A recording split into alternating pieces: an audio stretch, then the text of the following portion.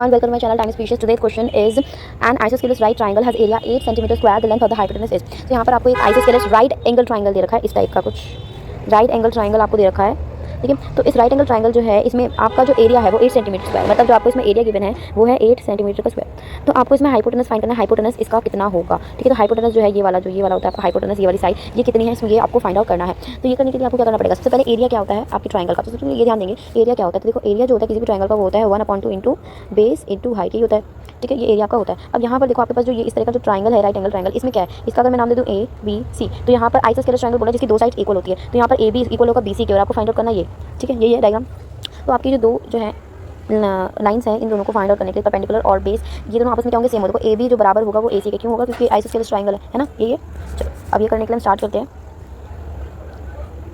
A B बराबर है ए सी के, मतलब हम कह सकते हैं जो बेस है वो हाइट के इक्वल है। तो हम लिख सकते हैं इंटू बेस ये भी लिख सकते हैं हम, ठीक है, क्योंकि हाइट जो है बेस, अब हाइट इंटू हाइट भी लिख सकते हैं, ठीक है। अब 1/2 इंटू बेस का स्क्वायर हो गया, बेस का स्क्वायर हो गया और आपको गिवन है एरिया कितना 18। अब ये डिवाइड में तो जाएगा तो मल्टीप्लाई हो जाएगा, तो 18 इंटू 2 तो कितना हो गया आपका 32 और कितना 18, सॉरी आपको एरिया गिवन है 8, ओके 8 गिवन है आपको, अगेन लिख लेते हैं एरिया गिवन है आपको 8 और 8 गिवन है, तो 8 से इंटू जाएगा तो 16 इज इक्वल टू बेस का स्क्वायर हो जाएगा। तो कैसे 1 है तो 1 इंटू बेस स्क्वायर, ये तो उधर चला गया, ये वाला था ये तो उधर चला गया, बचा आपका बेस का स्क्वायर इंटू 1, तो 1 तो है तो इसको तो हटा दो, ठीक है। तो बेस का स्क्वायर आपका बचा, तो ये आपने इधर लिख दिया। अब देखो स्क्वायर इसको हटाने के लिए हम यहाँ पे रूट लगा देंगे, तो रूट 16 जो हो गया वो बेस है।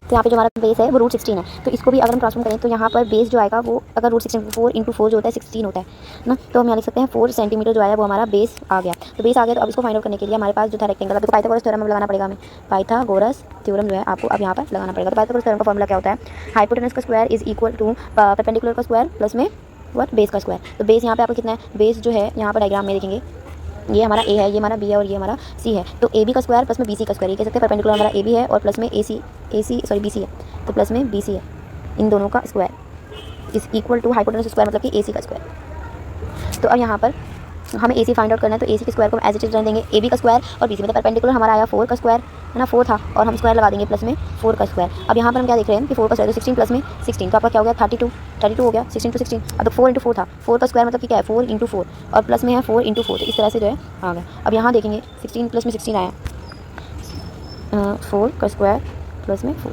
हाँ। अब यहाँ पे आया हमारा 16 प्लस में 16 is equal to 32 is equal to यहाँ पर आ गया आपका ए सी का स्क्वायर। अब देखेंगे इस स्क्वायर को हटाने के लिए हम यहाँ पर रूट लगाना पड़ेगा। तो अब हम क्या करेंगे,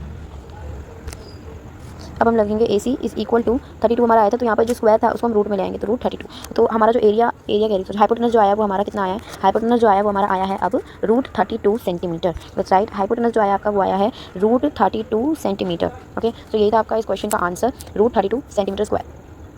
If you want to take screenshot, so you can take. Okay, thanks for watching.